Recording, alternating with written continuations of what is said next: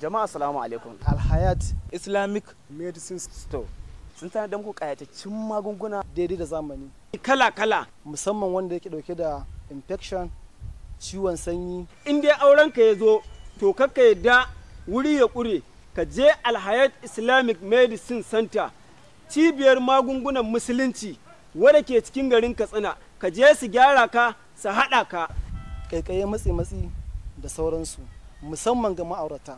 Suke ba da magunguna daidai da zamani, suna da magunguna kala daban-daban, abin da ya shahi ciwon siga, ciwon kwada, ciwon anta. Don haka nake gabatar muku da waɗannan cibiya ta ba da magunguna Alhayat Islamic Medicine Store. Na amarya 'yar kwalisa, ki garzaya zuwa Alhayat Islamic Medicine Center, kar ki yadda a kai ki gidan miji daga ke sai halinki, wannan kuskure ne. Ki garzaya zuwa Alhayat Islamic Medicine Store su haɗa ki. Kana zowa ka ta ƙare.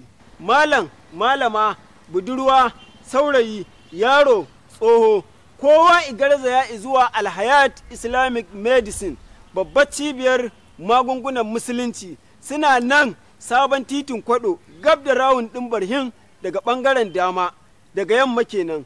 Kar ka bari a baka labari, kar ki bari a baki labari. Ku zo domin neman lafiyar jikinku. Kar a baki labari, kar a baka labari sai kun zo. Alhayat Islamic Medicine Store. Alhayat Islamic Medicine Store. Alhayat Islamic Medicine Store. Alhayat Islamic Medicine Store. Suna da rassa bala adadin a cikin garin Katsina.